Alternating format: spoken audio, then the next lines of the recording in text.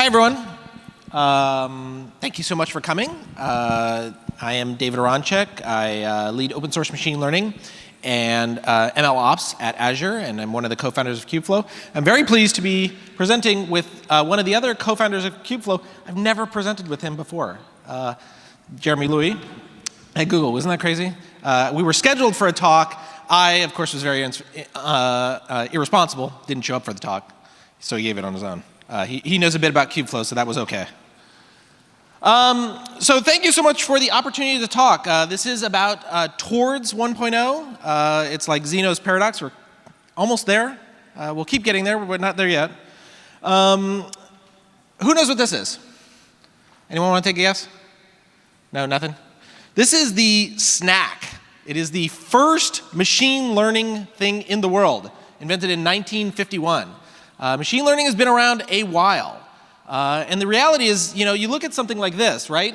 In the year 2000, it was just Python, basically. I mean, obviously, there were other machine learning frameworks, other machine learning tools, but really, things started to accelerate about the year 2000. 2006, it was NumPy. 2007, there was Theano, Pandas, scikit-learn in 2010. 2013, Caffe was introduced. 2014, deep learning for Java. 2015 was a Cambrian explosion of frameworks, a bunch of stuff coming out. And now today, you have even more than that. And that's fantastic. You see more production-ready machine learning, deep learning coming out than ever before. And so you may say, we need one more ML solution because that slide isn't full enough.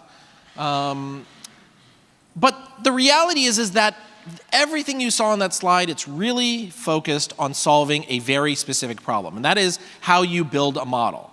But when you talk about bringing things to production and actually having an impact on your business, this is what you actually see.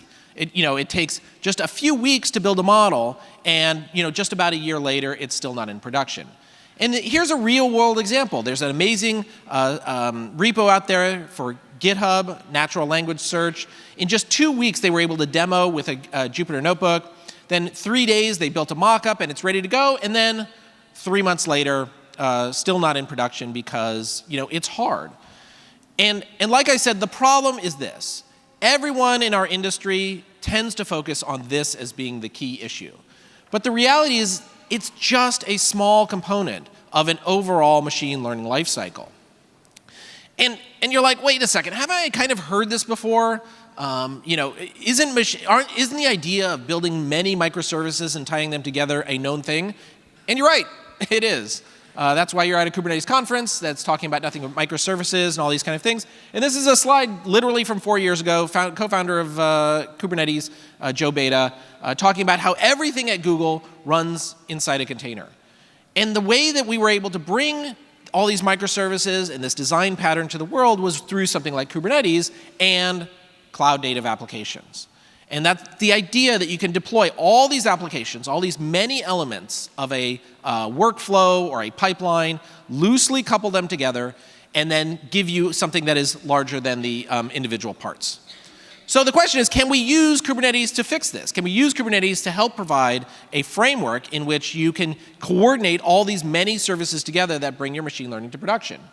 And you can, except if you want to do that, you have to learn all this stuff, right? Which is not so good. I promise you, I know a lot of data scientists, and trying to sit down with them and talk about gang scheduling or the right parameters for kube control will not make anyone happy. So the answer is, could we work towards something like cloud-native ML? And obviously, we think we can. So what would cloud-native ML look like? Well, first, you might select a set of applications that you would use for your overall machine learning pipeline. Just a few examples up there. Then you would describe some of the scenarios that you would be trying to achieve with those machine learning tools. And then you would have a number of different infrastructure components that combine together that you would use to provision and actually execute those things. But the unfortunate part today is you end up doing something like this, and your test matrices and everything is loosely coupled together, and it looks like a nightmare. So that's why with Jeremy and Vish, who's standing on stage there in the picture, in December of 2017, we introduced Kubeflow. And the idea was to make it easy for everyone everywhere to develop, deploy, and manage portable, distributed ML on Kubernetes, taking the advances and all the thoughts that we had up to Kubernetes and Kubeflow, or excuse me, Kubeflow or Kubernetes and Cloud Native apps, and bring them to ML via Kubeflow. So what that looks like is this, right? The same stuff you have before, same tools. We're not asking you to learn anything new. We're not even asking you to learn any new procedures or change your compute. What we want to do is give you a common platform so that all those components can connect to Kubeflow. Inside of Kubeflow, you can use the same standard tooling and patterns and practices that you were using before, but then you're able to roll it out into the same compute environment you had before. So the timeline looks like this. We introduced it in December of 2017, and every 4 months we've had a cadence, or excuse me, every 3 months, every quarter, we have a cadence of a new release. You see there Kubeflow 0.1, we had Argo and Ambassador and Selden, making it easy to get in, make it easy to serve, made it easy to begin orchestrating. We started adding things like hyperparameter tuning, additional frameworks in Kubeflow 0.2. 0.3, we updated our TF job and made it easier to deploy through KF control. In Kubeflow 0.4, we had a very significant release with the introduction of Kubeflow pipelines, which we'll be demoing today. And at Kubeflow 0.5, we're going to announce some brand new things around fairing, which is a way to execute from your notebook, a very rich experience. And then also our brand new Jupyter web app, which makes it very easy to deploy. So with all that, we think that Kubeflow is a cloud-native platform for ML. And our tenets are it's composable, it's scalable, and it's portable.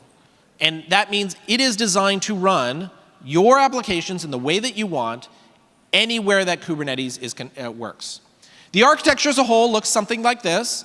You can see there you have an ingress endpoint that is native to Kubernetes, and it can connect you to either a rich dashboard, let you execute individual operators that are part of the Kubeflow platform, or let you serve your models. But underlying all of that is a rich orchestration through Kubeflow pipelines, and then additionally rich metadata, allowing you to coordinate between all these various steps. In the past year, we've had an incredible amount of momentum. You can see here just a few of the many companies that are contributing. And when I started, I could never have hoped for the kind of velocity of real-world contributions. In the past 28 days, we have over 500 pull requests and 80 unique authors. And by unique authors, I mean this, right? Like a lot of people think about Kubernetes and they think like, oh, that's just a Google thing. But the reality is you don't fill a 10,000 person organization with just Google, right? There's Google and not Google. So what does Kubeflow look like? Kubeflow, a year and a half old, no funding, no anything. This is what it looks like. You have Google and you have not Google. And that is tremendous. That's what we mean when we say community driven.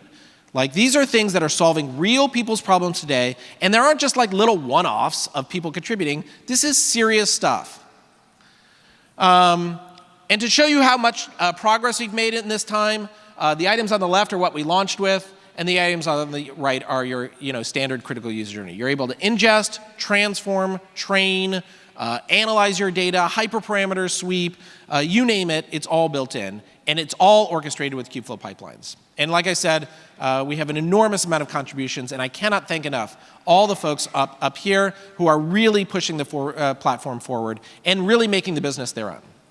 So like I said, we're now at Kubeflow 0.5. Very proud to announce that.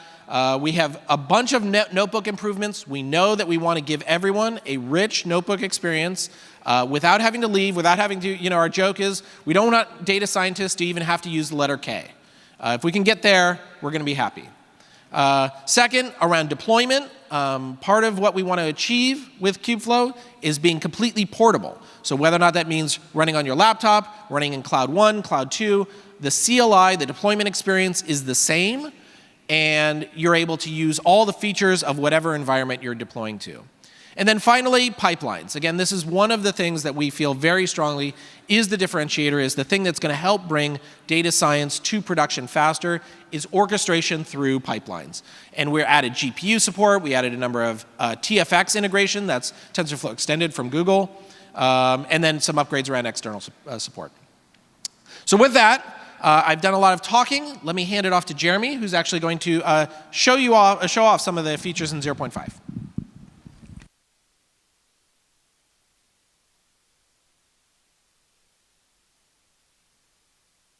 Thank you very much, David. So what we're going to be showing you today with a demo is we really want to show you how you can go from developing a notebook, developing a model inside a notebook, all the way to deploying that model into production. And the key idea that we want to show is that we're going to let our data scientists be data scientists, because they're going to be able to develop their model inside the notebook using the tools that are familiar with them. And then we're going to be able to let them easily scale out by training on Kubernetes and also deploying on Kubernetes. And then finally, we're going to end up building a CI/CD pipeline to actually deliver that into production using Kubeflow pipelines. And so we're going to make our DevOps folks and SREs happy, because we're going to stick to the best practices for DevOps, because we're going to follow a GitOps style workflow and be entirely declarative. So let's get started with the demo. So this is the Kubeflow Central dashboard. So this makes it really easy for our data scientists to navigate among all the different applications that are in Kubeflow. So we have really 3 today. So we have notebooks. Sorry, I clicked on the docs. So we have notebooks. We have Katib, which is our hyperparameter tuning system. And then, of course, we have pipelines.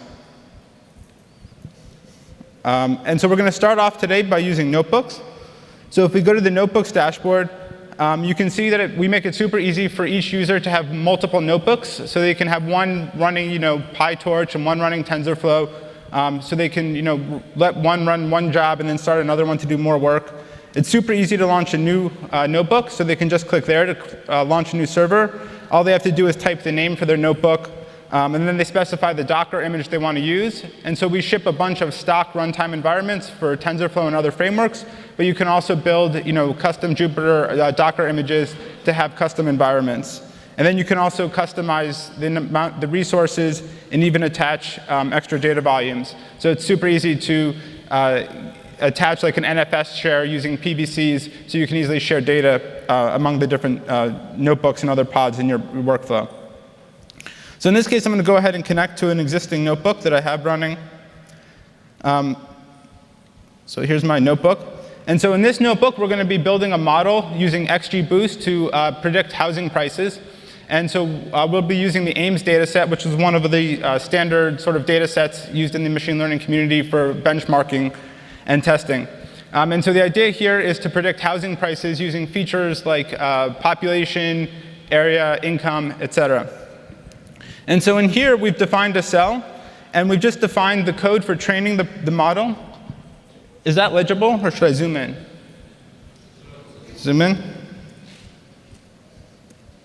How's that? Good? OK. So we've defined the functions for training our model. And so we're just calling XGBoost here. And I've pushed that code out of the way into a separate file just to make it a little bit more legible. But you could put the code directly here as well. And then also we have our predict function, right? So this is normal Python code that data scientists would normally write in a cell or however they would like to write it. And we've just asked them to put a little bit of structure around that code and define that as class methods. So we think that should be very doable for data scientists, because they're already pretty familiar and comfortable with Python. So now what we can do is we can go down here and we can instantiate this class and call train. And so in this case, training's just running inside our notebook. And similarly, once we've done that, we can go ahead and call predict. So we're just going to load up some data and then call predict. And so we're generating some predictions. So this is all running inside the notebook. So this is the normal sort of workflow of a data scientist who would be developing and iterating on another model inside a notebook. But you can imagine now that they want to scale out. So maybe they've only been testing out their model on a small sample of data because they want it to train quickly. And now they'd like to scale up and maybe run on the full data set. And so now they want to let it run. Maybe they want to let it run overnight or even longer. Or maybe they want to scale up and use more resources, more CPU and more GPUs.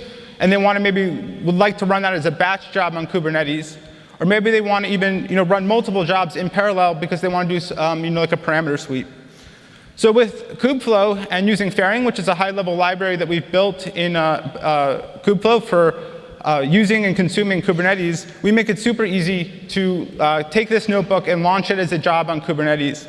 So all they have to do is define really 2 variables. The first is the Docker registry, where they want to push the Docker images that we're going to build. And the second is the runtime or Docker image they want to use as the runtime environment. And so we're going to use the same Docker image that we're running our notebook in. And this way we get the same exact environment in our batch jobs that we're using in our notebook. So here we can go ahead and with just about 2 lines of Python code, we can go ahead and build our Docker image directly from our notebook. And you'll notice that it's super fast. And we think that's super important because we don't want to get it in the way of the data scientist dev test cycle. We want that to be super quick. So we've gone ahead and built the Docker image. And now using about 2 more lines of Python code from the Fairing library, we can go ahead and deploy a job on Kubernetes, which is going to go ahead and run that same training job code. So it's gone ahead and launched the job, and then it just fetches the logs. So it's doing the exact same training function, except now it's actually running as a job on Kubernetes. And if you don't believe me, we can actually fetch, by running kubectl, the job spec, and we can see that we've actually gone ahead and spawned a Kubernetes job. So now we'd like to go ahead and deploy that using as a model and create a REST endpoint that we can begin to hit. And so again, we can do that really easily directly from the notebook just by using Fairing. And so again, with like 2 lines of Fairing, we can go ahead and deploy an endpoint. And that's going to give us an in-cluster IP address that we can hit. And you can see, if we again check under the hood, we can see that we've actually got a deployment, a Kubernetes deployment that we've created using the same Docker image that we've built before. And we've used Seldon to wrap that predict code in an HTTP server. So that predict function will now get invoked in response to a HTTP request. And so down here, we can go ahead and read some data and again do prediction, only this time we're doing the prediction by sending an HTTP request to the server. So we've gone all the way from developing our model and prototyping our model inside a notebook to being able to launch that as a job on Kubernetes to scale up for training, and also to deploying that as a deployment on Kubernetes so that we actually have a production-ready server. So now we're going to go ahead and build a CI/CD pipeline for deploying this into production using pipelines. So the way that we do that is to define a pipeline, you basically define a Python function, which is where you're going to define your pipeline, and you annotate that with the pipeline annotation. So we just have this dsl.pipeline. And pipelines can be parameterized, so you can specify what parameters or arguments those pipelines will take. And so in this case, we're going to take the path to the training data, as well as the model file where we want to save the model. And then in every step in your pipeline is defined by a containerized operation. So we just instantiate that using the dsl.containerOp function. And we specify the Docker image that we want to run. So in this case, we're just going to specify the same Docker image that we built before, so that we're getting a consistent environment across all of our steps, training, deploying, and then running in our pipeline. And so the first function in our deployment pipeline is going to be to train our model. And so we're just going to specify that we want to invoke the train function that we defined before in our class. And then we're going to specify the command line arguments that we want to pass to that training function, which in this case would be the training data, as well as the model file where we want to save the model.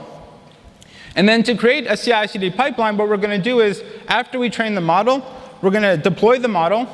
Then we're going to validate the model, which in this case could just be sending a prediction to that model. And then if that passes, what we're going to actually do is create a PR, which is going to go ahead and update that deployment spec to point to the new model. And so after we do that, what we do is we use the pipeline's SDK to compile that pipeline. And that's just generating the Argo spec to run this. And then we can just submit that pipeline by calling the run function in the Python SDK. And so if we do that, that's going to go ahead and launch that pipeline. And so if we click on the link down here, we can see the pipeline running. It's going to take a little bit of time. So we can click over, and we can see a pre-finished pipeline. And so you can see we have the 4 steps that we defined before. So we have train, deploy, validate, and then create PR. And then if we click here, we can see all of the runs of this pipeline. So in Kubeflow pipelines, we organize all the different runs of a pipeline into an experiment. And so we can see all of the runs, and we can see the currently running pipeline. And yeah, we can see that it's made it through the first 3 steps, and it's doing the final request to create the PR. And if we go over here to GitHub, we can see that we actually created a PR. And what this PR was doing is we've basically updated the model specification, which in this case is specified by an environment variable, to the latest model, which we've saved in GCS. So going back to the dot.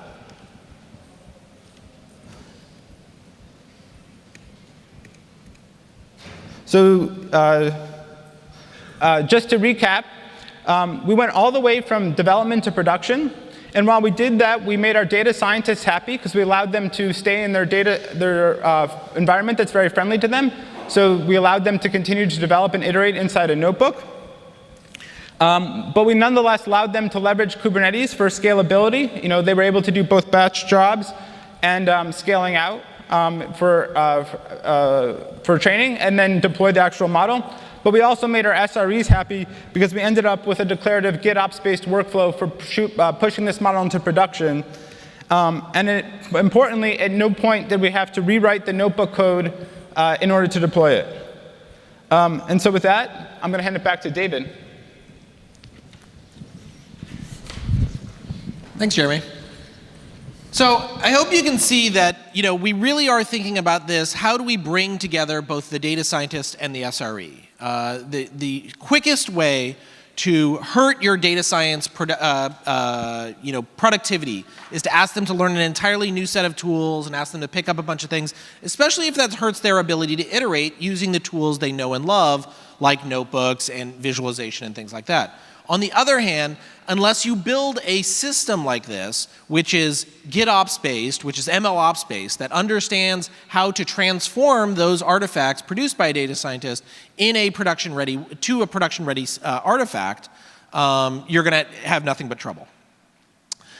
So for 0.6, we know that there's still a lot of stuff to do. One of the top requests we get by a mile is multi-user support. We want to make it very easy for multiple people to join together in a single Kubeflow deployment, yet still use isolation between them. And we're going to be doing that. We're also have Istio and bringing a number of our APIs to 1.0. Second, we want to really double down our investments in metadata. We think that tying all these experiments together through rich metadata, using known schemas and making it available for everyone, to use, will be really, really powerful. If you can describe all the steps you just saw Jeremy walk through there with rich metadata and with rich tracking, that makes a huge difference. A second thing that we're investing in that same capacity around tooling is we will be swapping out KSNet for Kustomize. KSNet was the decision we made when we first launched the project. It has since been deprecated, and we're moving towards Kustomize, which is an upstream templating system in Kubernetes, and we're much more confident that it will be maintained long term. And then finally, around pipelines. We are going to continue to do our pipeline work. We consider that to be critical to building that production-ready end-to-end machine learning system. So, wasn't this supposed to be a talk about 1.0? So I have good news. All these bits are already production ready. I don't know what you're complaining about. But that's the truth, right? These things, Kubernetes and TensorFlow and PyTorch and TFX, Istio, Seldon, these are all core components in Kubeflow. They already run in a containerized way. They already run in a way that your SREs and your data scientists can trust. Massive deployments inside Google, in the real world, are already using them today. And that's really part of the good news about Kubeflow. We're not going out there and introducing a brand new machine learning system, and we're not just arbitrarily declaring something as 1.0 because somebody needs it. We know what needs to be production ready, and that is when you start your TensorFlow job, it better finish, or it better give you a good reason why. And that's what Kubernetes and Kubeflow is designed to provide already. However, you're right, Kubeflow as a whole is not 1.0. And by that, we mean we really want to be thoughtful about when we declare that 1.0, because that means we're going to snap to APIs that we plan on supporting for a long time. And in order to do that, in order to really feel comfortable, we want to make sure these critical user journeys are absolutely nailed. And that is, exactly like you saw there, building and training from your notebook, making sure that multiple people can share a single Kubeflow deployment. Having a uniform experience for installation. Unfortunately today, right now, we don't have enough people testing. We don't get enough bugs from different cloud environments and so on, and we need to start detecting those so that we can make sure that we really do support every cloud that is out there. We want to make sure that the pipelines get richer and use the best practices of GitOps, and we're going to be doing a bunch of work around that. And then finally, one of the biggest areas of machine learning is tracking and reproducibility. And we're going to be doing a number of investments around that as well. And we don't think we need to be perfect about all of these things by the time we get to 1.0, but we want to make sure that we have an experience that makes it more powerful for a data scientist. We don't want to have them take a step back in order to adopt this platform that is production ready. One additional thing that we want to talk about is governance. This is an extremely important issue.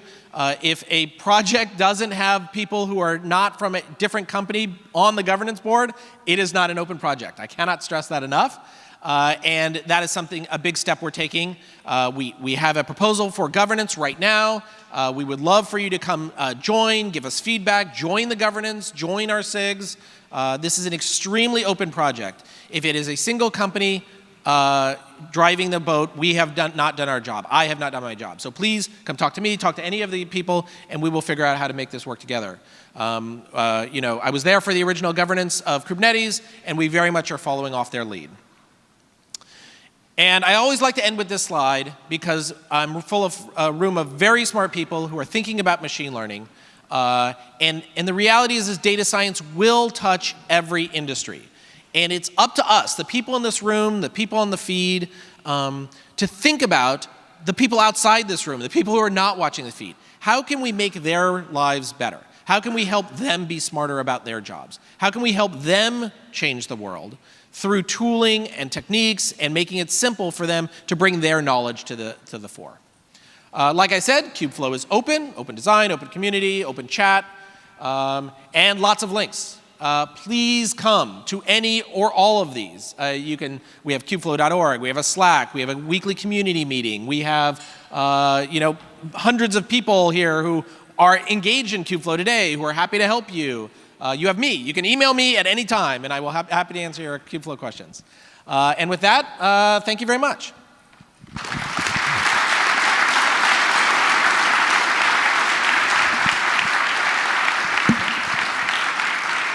So we have about 4 minutes left. Any questions? Yes. Taya.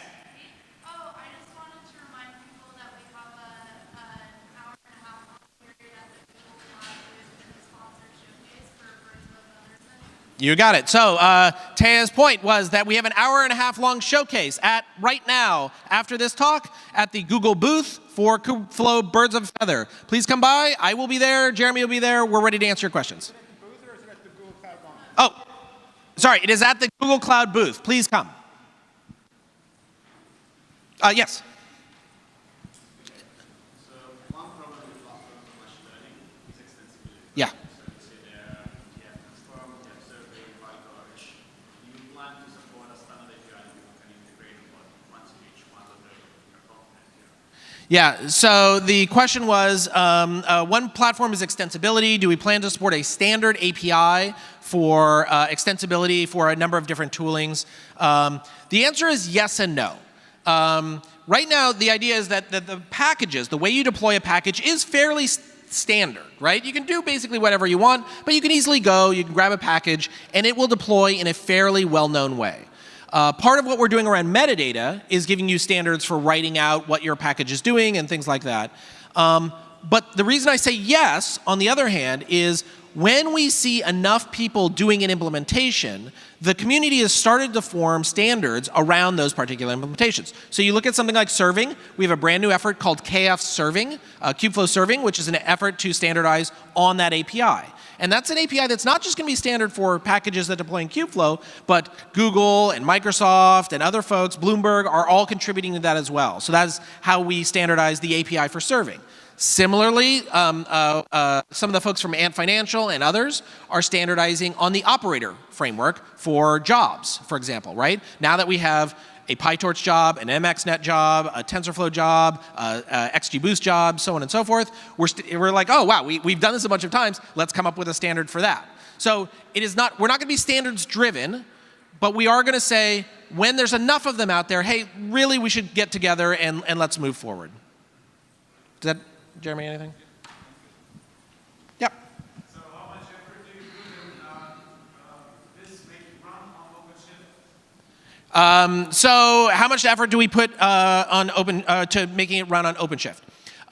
We do have a number of Red Hat contributors right now, and our P0 is if you have a Kubernetes conformant cluster, it should run.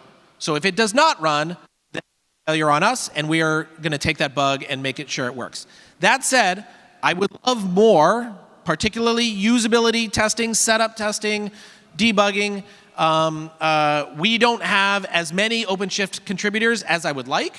That's not bad-mouthing anyone, it's just what people showed up with. And so if you have OpenShift and you want to run it and file 100 bugs, we would love it. We just don't have the automated test matrices as much as I would like. Yeah.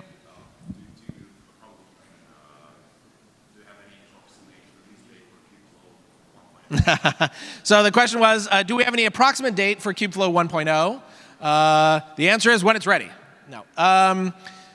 The answer is many components will go 1.0 fairly soon, right? So TF job is just about 1.0, PyTorch job is about 1.0, and we'll make, we're trying to make good decisions around that. I would feel uncomfortable giving you an absolute date.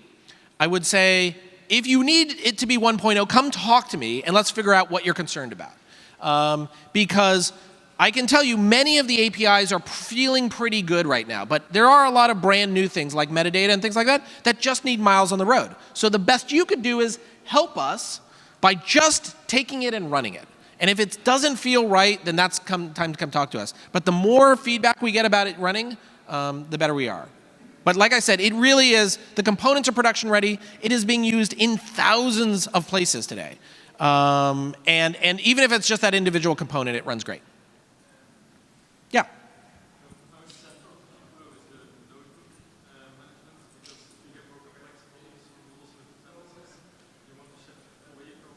Yeah.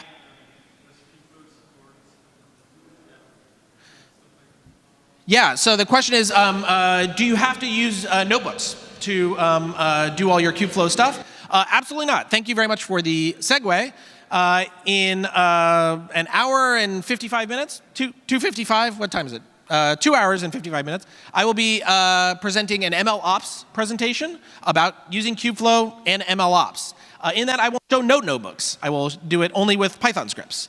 The reality is that pipelines is very, very rich. As long as you can containerize your code, and in fact, under the hood, what Jeremy showed today, even though he was driven from a notebook, that was all Python as well. So there's absolutely nothing tying you to that. You're able to containerize your Python script, give it standard endpoints, and then put it in a pipeline and it'll run.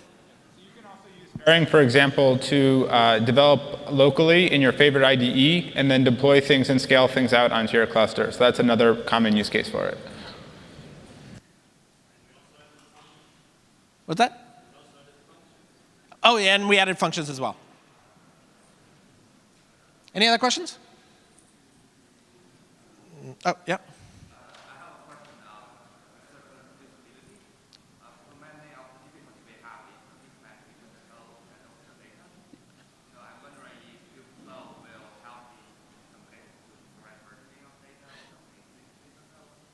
Yeah, so that's a really interesting question. The question was, how do we deal with versioning of the data and obviously, artifact tracking and things like that? That is something we've heard a lot of, right? The reality is that the data platform you provide is ultimately probably going to have to do some form of checkpointing or artifact production because of the nature of how you version data over time. Kubeflow will pick up that information and allow you to store it in things like your overall metadata store and things like that. But I don't think as a first-class thing, Kubeflow is going to solve that. That said, for example, Pachyderm has a rich data solution, and they are integrated into Kubeflow today. And so that's an example where you would use Pachyderm. Pachyderm would provide you a checkpoint and a version data. You would store that metadata, and then you would consume that in the next stage of your pipeline. But we wouldn't expect Kubeflow to solve that natively. It would expect versioning from the underlying data provider. Yeah, and then the integration point would be like the metadata store. So like you would snapshot your volume. For example, Aricto has a solution for snapshotting your PVC volumes, and then you can record that in your metadata. So you can be like, oh, I ran training, and here's the snapshot that I ran on. So now you have a completely reproducible pipeline for yourself. Yeah.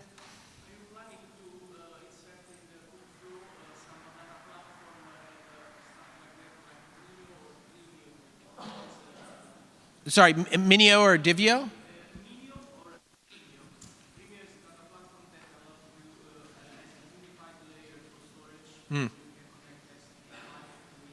Yeah. So you should talk to the gentleman right ahead of you who from Aricto, because they are doing a lot of that multi-cloud, multi-deployment storage issues. Again, that's an area where we would hope that below the layer that would be provided. We're trying to have fairly clean abstraction layers between the infrastructure components, the Kubernetes components, and then the Kubeflow components. We want, we're not going to try and solve storage. We're not going to try and solve networking. These are very hard problems. We're going to rely on the platform that we're running on, and specifically Kubernetes, to solve some of these other issues. Any other questions? We'll be at the, like I said, Google Cloud booth doing a birds of a feather right now. And then we have, thank you. We have a number of other Kubeflow talks, and people walking around, Kubeflow shirts on, come talk to us. Thank you all very much.